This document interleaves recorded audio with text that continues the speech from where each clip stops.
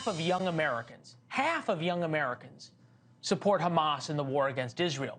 That brought chants like this to high schools around America.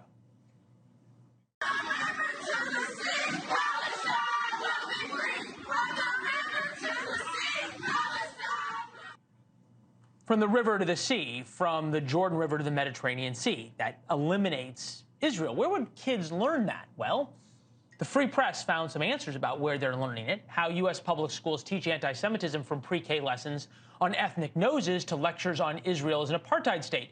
Students are learning that Jews are the enemy. The article is written by Francesca Block. It exposes Brown University's Choices program. It educates students on how Israel is a Zionist enterprise in Palestine, an apartheid state, a settler colony, a military occupier. This is being taught in all 50 states to 1 million secondary school students. So now the chants make sense. Images out of California on your left, Gaza on your right. While American students aren't being taught guerrilla warfare to kill Israelis while they're still in kindergarten, that happens in Gaza, both sets of children are learning to hate Jews. This is an interview we had last week with a father from Connecticut whose son had to switch schools because he was being bullied for being Jewish. We got text messages that were very unfriendly that accused us of causing the problem, as if it was our fault that someone had said to my son, you should go to Camp Auschwitz, exterminate all of the Jews. The school administration not only tried to buy our silence, they tried to buy my son's silence. Francesca Block, reporter at the Free Press, joins us now. Francesca, congrats on the great piece. We appreciate it. They can find it on my Twitter account, and I know on thefreepress.com as well. Question to you. What happened to teaching kids 2 + 2 = 4 in kindergarten? Thanks so much for having me on, and that is a great question.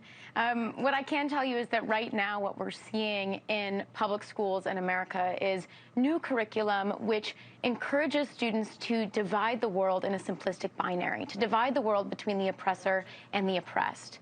And this is having profound consequences for Jews, for Jewish students. A recent poll just came out that said 67% of young people aged 18 to 24 now view Jews as oppressors, as the oppressor class, and believe they should be treated as such. And that's not too far away from many of the anti-Semitic tropes that have plagued Jews for hundreds of years.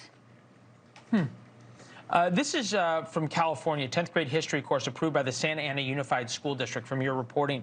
It includes readings that call Israel an extremist, illegal Jewish settler population and accuse the country of ethnic cleansing. The Unified School District. Our goal is to ensure that our curriculum offers balanced and multiple perspectives from all groups involved in the Israel-Palestinian conflict. We aim to achieve this through an ongoing dialogue with community members about utilizing historical and academic content that adheres to all State Department of Education guidelines. That seems to say something, just not answering the actual question.